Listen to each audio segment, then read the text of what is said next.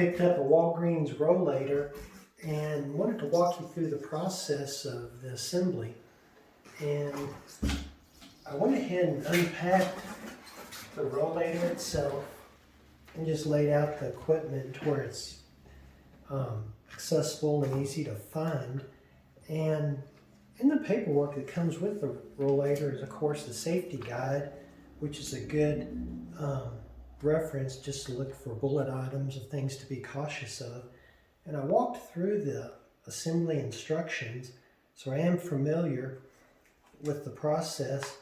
And the first thing I checked when I was out of the box was the inventory list, just to make sure all the pieces and parts were in place and there wasn't missing anything.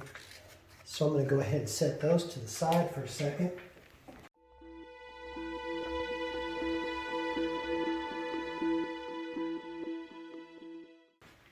And the first step on the seat assembly is to remove these 4 plastic protectors. And you can actually just discard these and get those out of your way.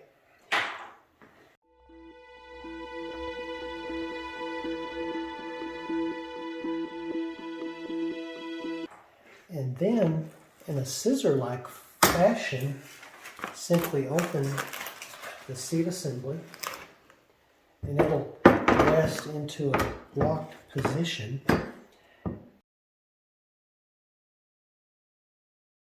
First thing I need to do is locate the front and the back of the rollator. And the easiest way I can always identify it, the seat rest is always to the front. So you'll see these 2 brackets right here. So that's how I identify the front of the rollator itself.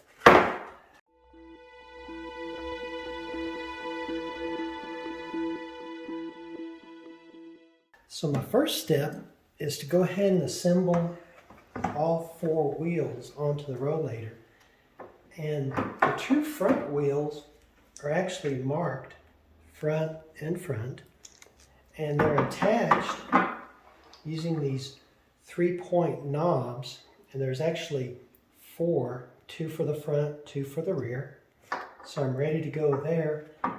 And they are right and left specifically designed to where if you look at the curvature of the wheel, it comes inward versus outwards.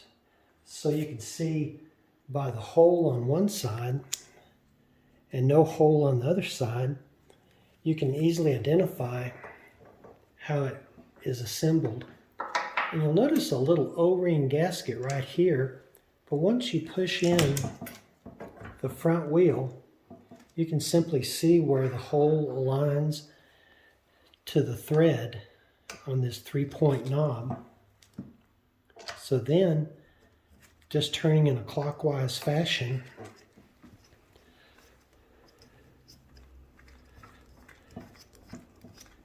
I'm going to go ahead and attach this left front wheel.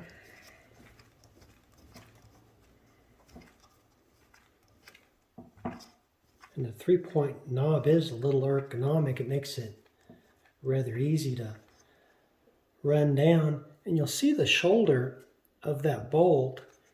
And you just want to snug it up tight, just like you would something in the refrigerator that you didn't want to leak. And you're good to go.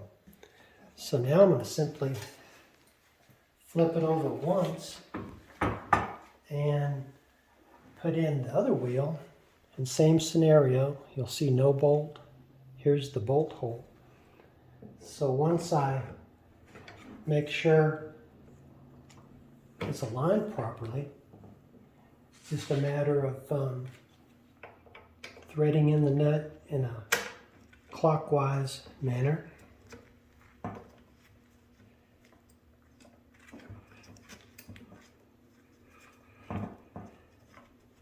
And like my grandpa used to always say, righty-tighty, lefty-loosey. I'm just turning clockwise to the right. You can see this shoulder right here where it's going to mate to the frame and be solid and secure. So just like I said, just like something in the kitchen, just that you don't want to leak, just snug front wheel is assembled.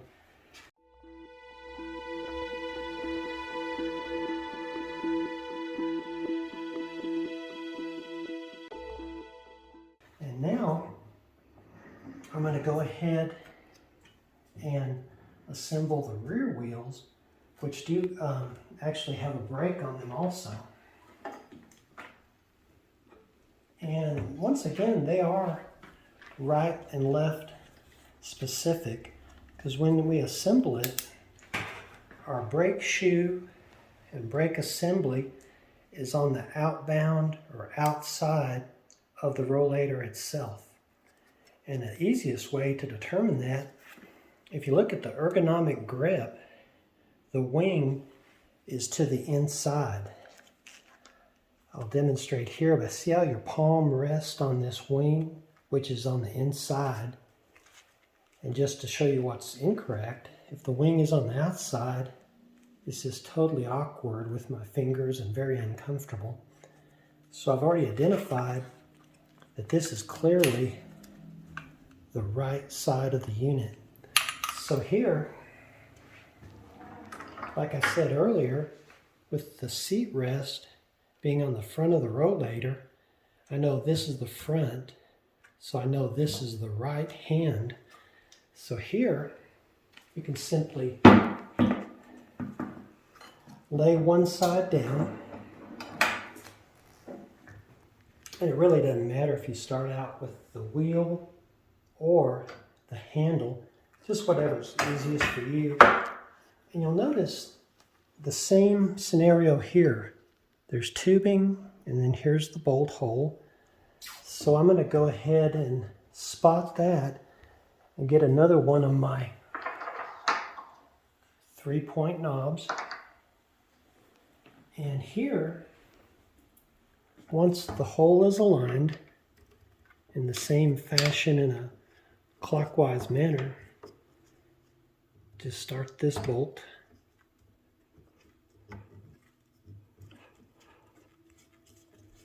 And you can tell when it's contacting and when it's not going to cross thread. Just kind of work it just a little bit and you can find that sweet spot.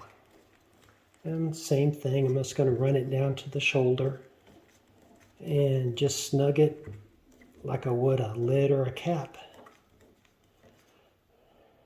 So we're tight there. And here, all of our cables and our brake assembly are on the outside of the rollator itself. So I just simply brought that cable over to this side. So here's our brake shoe. It's on the outside. Here's our cable on the outside. And the last thing I'm going to put on is the retainer for the cable. And this one, you'll actually see there's 6 points of adjustment for height, which is very straightforward. And I'm going to go ahead and locate these 2 pieces of equipment, one for the right side, one for the left side. And there's 3 pieces. There's a 4-point knob for the nut itself, for the bolt or the fastener. And you'll see on here there's a shoulder washer that fits on the groove of the tubing itself. So it's actually flat against the bolt, but you'll see the shoulder where it rests against the tubing. And on this assembly, a good way to remember it, the knob is on the outside. So here, our nut assembly would be on the inside and our nut would be on the outside. So of the 6 positions, I'm just going to run this down until I see the first position. So this would actually be the tallest setting. You'll see here the shoulder is flush against the rollator's tubing. And then, once I've located my 4-point knob, I'm just going to spin that down until you feel a little friction and just snug it up, and you're good to go. And this is what I was talking about earlier, just a cable retention piece to keep the cable itself from catching something on a doorway or rubbing on anything. So just to double check myself, the wing on the right grip is to the inside of the rollator of the handbrake. We're in position number 1, but you can see of these 6 positions, we can go quite a bit lower just for comfort. And we're snug on our handle, we're snug on our wheel assembly. So now I'm going to simply turn it over and do the same thing on our left side.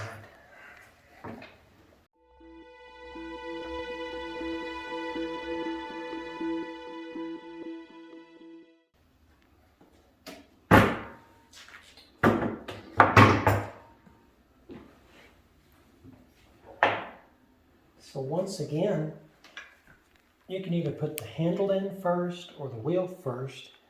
It just absolutely doesn't matter.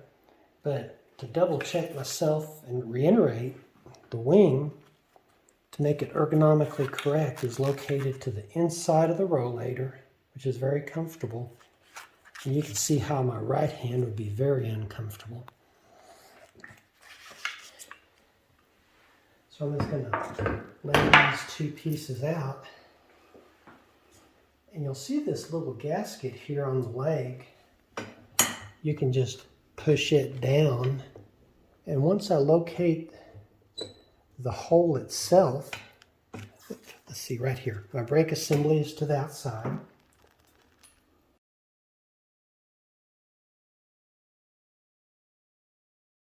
So now I'm going to locate my 3-point knob, and once I've lined up that hole, just turn that 3-point knob in a clockwise manner.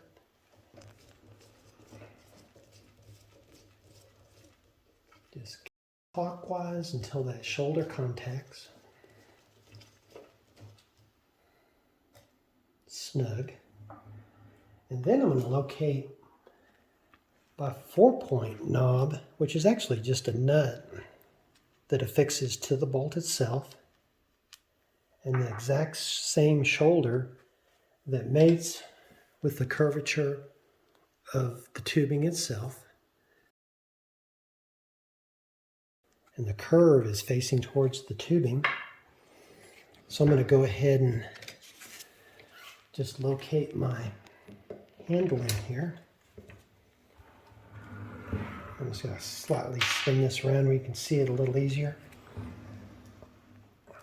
Okay, and right here on our right side, I left it at position number 1, so there's 6 holes until I can see this hole right there. The bolt and the shoulder assembly goes right into the handle itself. You'll see where I have that shoulder just resting against the tubing with that curvature. And next to the last step on this handle is just to run that clockwise until you find that snug position. So now we have both front wheels assembled, both of our left and right handles are assembled, and the only thing I'm lacking on this side is the cable retention device that we had on the other side. And just to double check myself, you'll see the brake assembly is to the outside, the cable is to the outside, so we're good to go. So just simply click that in and you're good to go.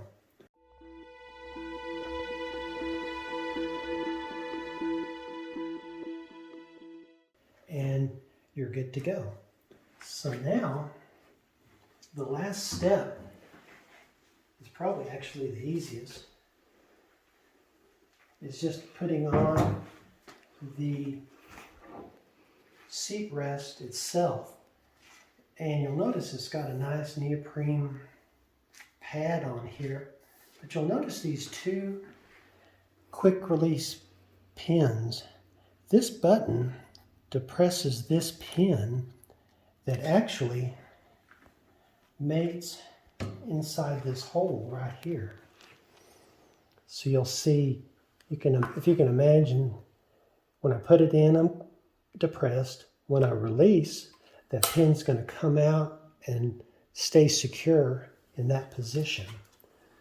So once I locate the front receiver right here, you can see here the pin itself is just resting against the bar. And I can come over to this side and it's in the same position.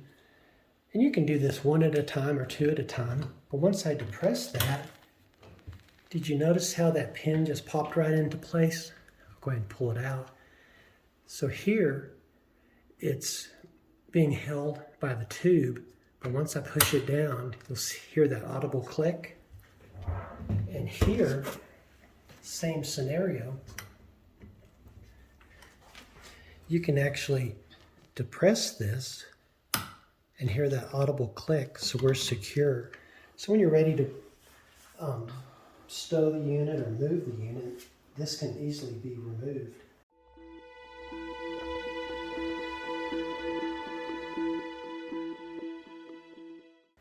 And the one step before we practice, putting it up and folding it up, you'll see some cellophane wrapping on the wheels, and you can just simply pull that off very easily. It actually just comes off by hand.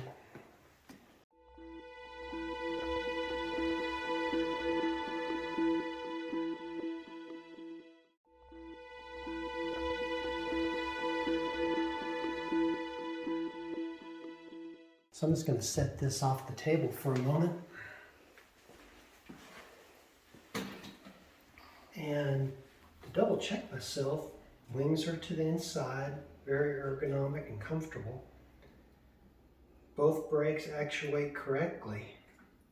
And I want to just kind of give it a good wiggle to make sure everything feels seated, safe, and secure.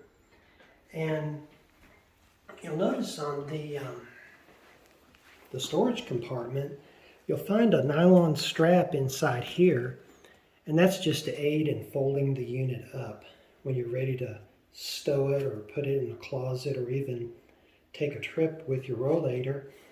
So simply, by pulling this up, I can actually collapse it into about half of its width or length actually. And when you extend it out, you just simply lay that strap on the inside out of harm's way. And if you want to make the unit even more narrow for storage, same scenario but in reverse.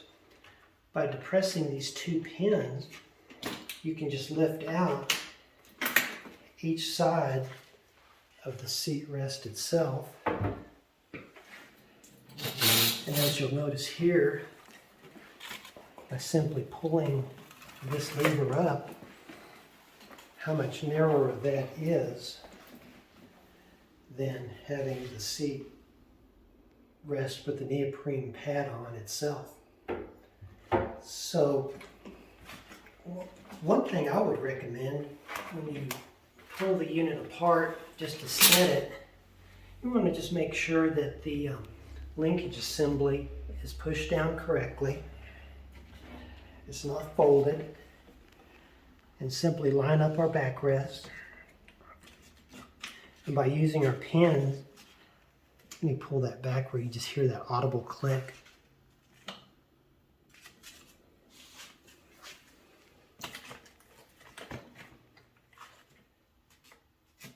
Right there. And this one is almost actuated.